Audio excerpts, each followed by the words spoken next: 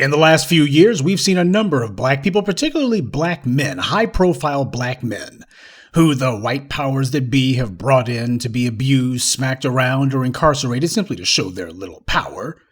And as a result, the question has been, what have these black men done in response? Now, Jussie Smollett was taken through a kangaroo court and he was convicted, and I'm not taking up for him for the slow coasts out there who don't listen very well, but it does bear noting the circumstances of this event, because the white media and the thugs in blue wanted to make a big spectacle out of it so that people would see what their little old power was.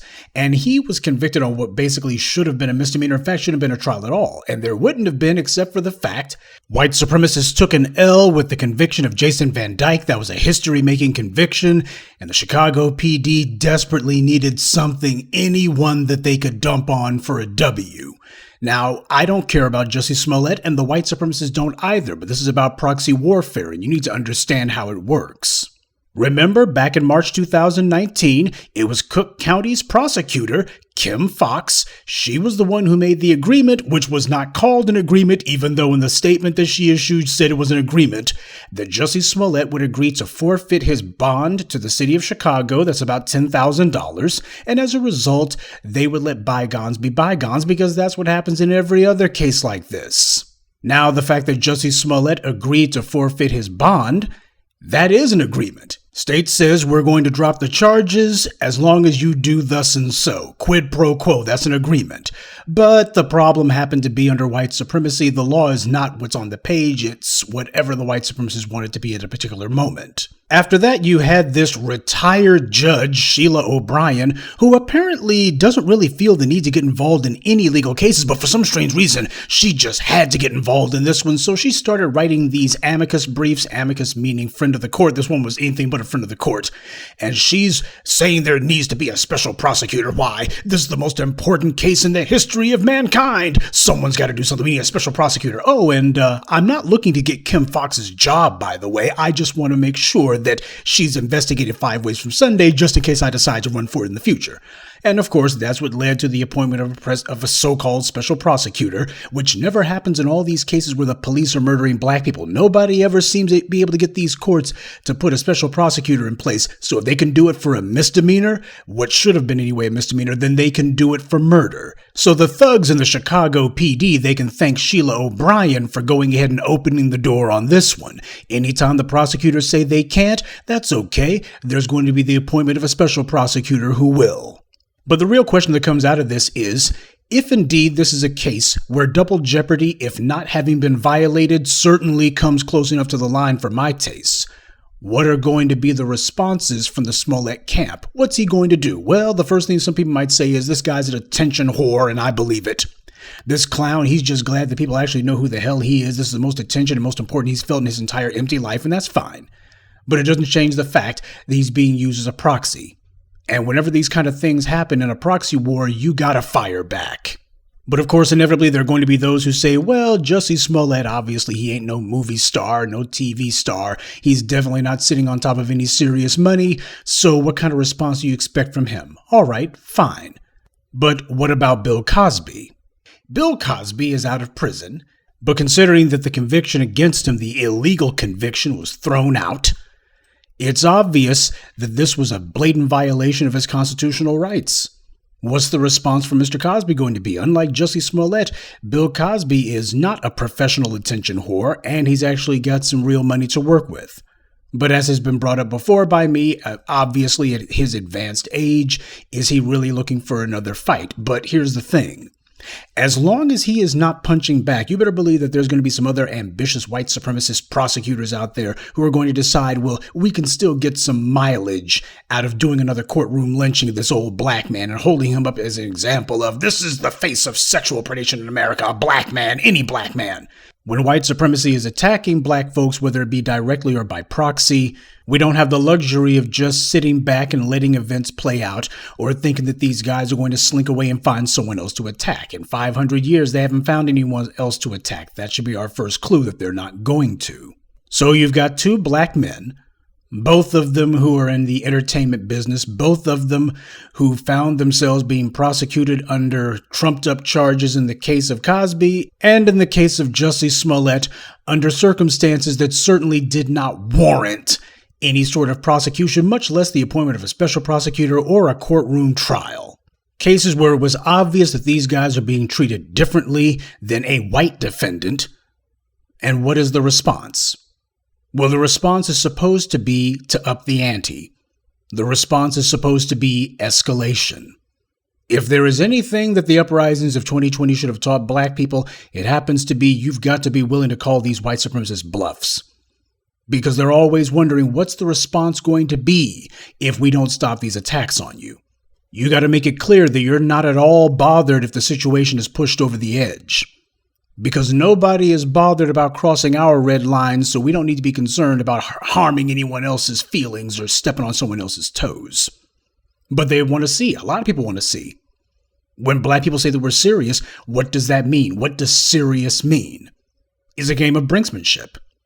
Now, because of the fact that the dominant society is sitting on top of so much wealth and such, that being the case, they're not really ready to lose all of that because they have the idea that they're going to be passing it on to the next undeserving generation. And that being the case, as far as they're concerned, that's the game has always been. And the only times that this process has ever been in danger of not being completed and continuing smoothly is whenever black people have made it clear all bets are off. Brinksmanship. What's that old saying? He who dares wins. Or as Professor Black Truth told you, if we fight, we win. But if we don't, we die. Or in the case of Cosby and Smollett, you go to jail. A lot of black folks ask questions about reparations. When are we going to be getting reparations? I love it when people are asking as if there's going to be a date certain for these things. You ask these clowns, when the hell are you going to get around to paying your doggone bills? When are you going to get around to starting that business that you said that you would start? When are you going to be getting around to making sure you keep a closer eye on your children and raising them? They can't give you a date for that, but on the other hand, happens to be one of the most important group economic questions facing us. All of a sudden becomes, well, can someone tell me when? Okay, let me go ahead and tell you exactly when reparations are going to become real. It's going to be when black people make it very clear we're going to bring this entire country to a halt, if it's not. When we make it clear that there is going to be an ever-escalating number of measures that are going to be brought to bear, a constantly growing arsenal of wrenches being thrown into the gears of this white supremacist machine, and that whatever it is they respond with, we respond with more of.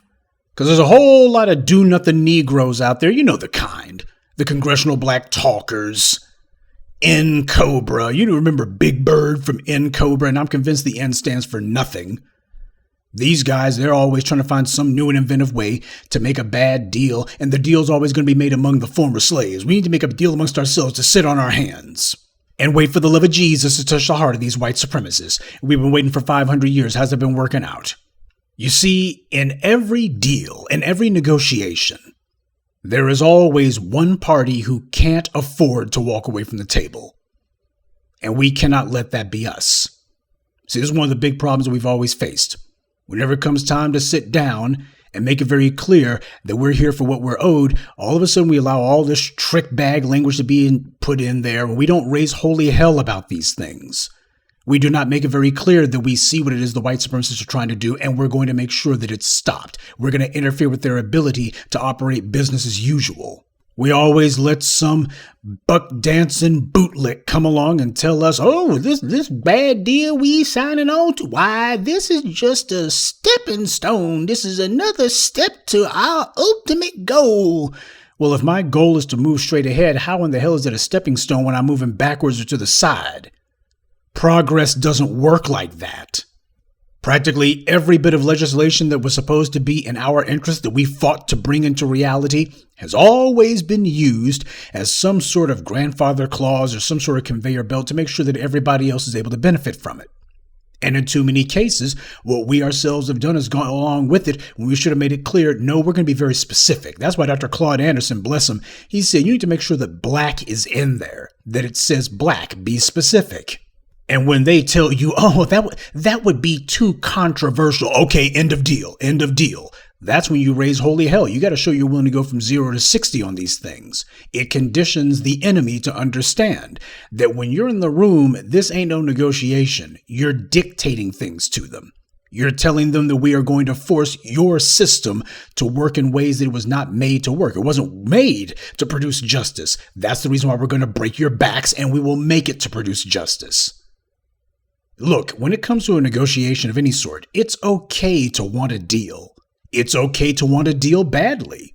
But it is not okay to want a deal at any cost. When you're wanting to make this deal no matter what. Deal making is supposed to be a means to an end, not an end unto itself. We don't make deals because we just like sitting down, shaking hands with folks and putting our name on the dotted line. You make a deal so you can get something. And if you're not getting what it is that you want, then the deal process serves no purpose.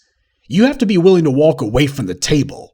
Because no matter how much you may want that particular goal, if the deal you're making doesn't give you what it is that you need, then you're better off having no deal at all rather than settling for a bad deal. A bad deal leaves you in worse shape than when you came to the table. You just ask all of these black folks who got caught up in that whole subprime mortgages thing with those adjustable rate mortgages. Seemed like a good idea for the first 12 months, and next thing you know, that doggone interest rate skyrocketed. Before you signed that deal, you were living in an apartment. Or perhaps you were roommates with somebody. Some sort of co-op situation. And then you signed this bad deal. Oh, I got myself a house. Yeah, but not for long. And when they kick you out, now you're not just in a situation where you got yourself an apartment or you got yourself a co-op situation. Now you're homeless. Your stuff's out in the street. And if the bank or the mortgage company or the lending institution wants to be particularly onerous about it, they'll decide to start in with the phone calls, and then they're going to be trying to see if they can come after you. They're going to be making it clear, no, we still want that money anyway. They'll go ahead and destroy your credit and anything else they can try to get their hands on. That's what happens when you take a bad deal. That's what happens when you sign on the dotted line for a bad deal. Now, if you want a really good example of what brinksmanship was about, well, the Cold War was 70 years of occasional brinksmanship. The Cuban Missile Crisis was a good example of that, but we're also seeing an example of that. At least we're seeing the beginnings of that going on over in Ukraine right now. One group or one party does something, and then another group has to one-up them just to show, hey, I'm willing to take this thing all the way. And brinksmanship happens to be a game, a very dangerous game, but it's a game of nerves, it's a game of circumspection, and ultimately it's going to be a game of risk and loss, because that's how brinksmanship always works. Well, that is if you got somebody who wants to make it very clear that they're going to be changing the status quo. Now, under those circumstances, you got one party in particular who makes it clear things are going to be different from now on, or hell, I'll just blow this whole dang thing up. That's what you got, the possibility. People are saying that that might be a possibility with Vladimir Putin over there. You got President Zelensky, and you got the EU and the US and the UK and a bunch of others, Israel and others, telling Vladimir Putin, sit down at the table. You need to sit down with Ukraine and hammer out a peace agreement. And Putin's telling everybody, I don't have to sit down at the table at all. I can afford to get up and walk away from this table. Zelensky can't. Now, I only cite the whole Ukraine-Russia conflict simply as an example. That's an example of how brinksmanship works. But in order for brinksmanship to be a practical option, well, brinksmanship requires basically three elements.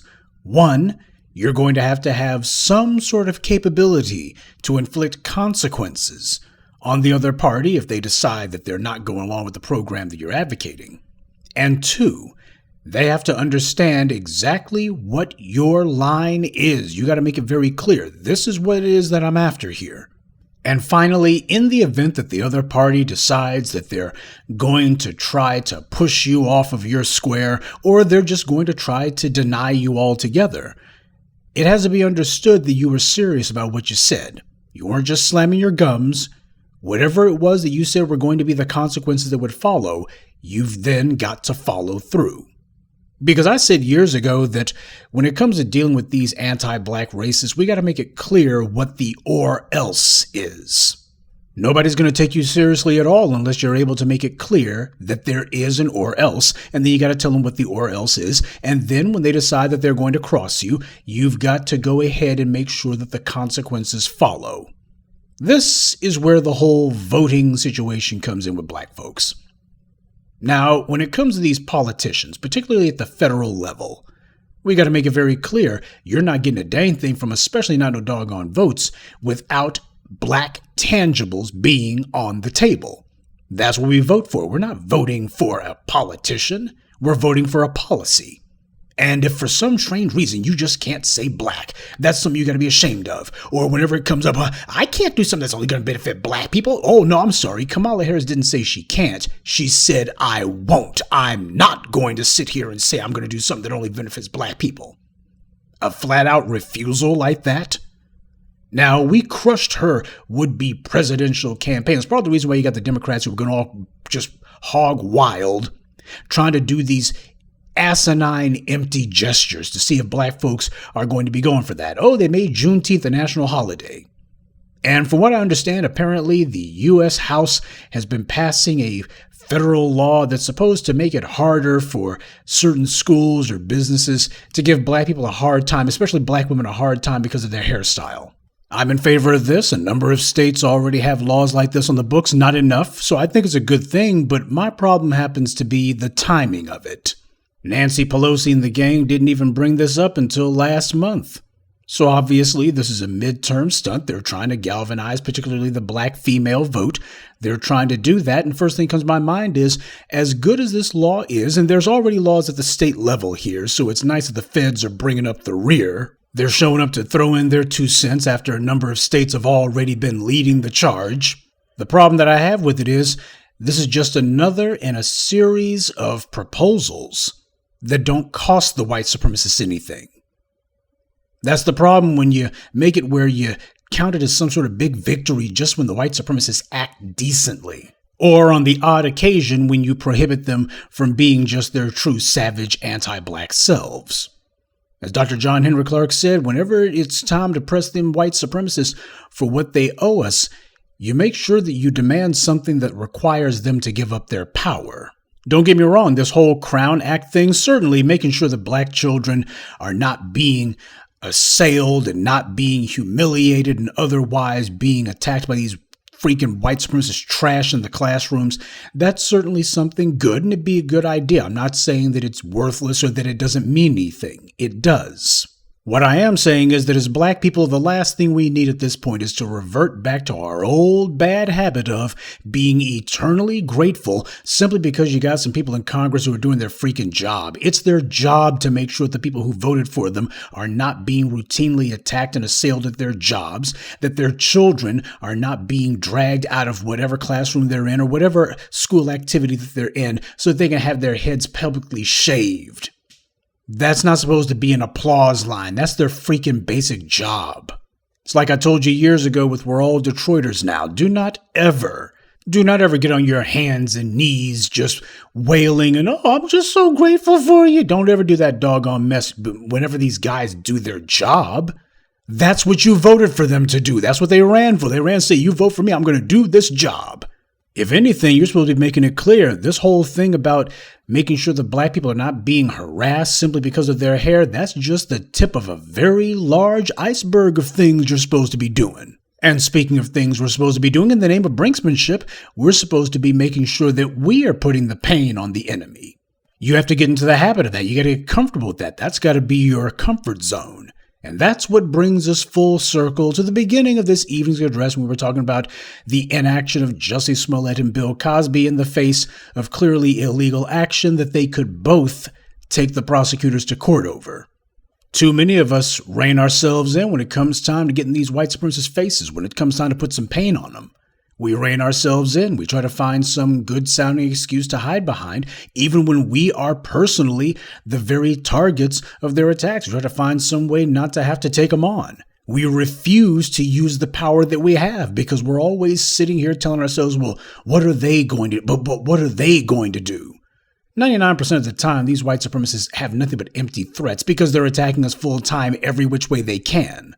We have a real bad habit of talking ourselves out of doing the actual, real, concrete, substantive action that toppling white supremacy requires. We gotta stop doing that. We gotta get into the habit of making sure that every time we deal with these white supremacists, we're in their faces, we're upping the ante. And we're not concerned about stepping on the toes of these white supremacists or anybody else who apparently thinks to themselves that they've got something to say or something to do where we're concerned. This is not about friendship, this is about getting ours. And the way that we deal with these anti-black white supremacists is the way that we would deal with anyone, any other sort of group that's decided that we have to come in for some abuse.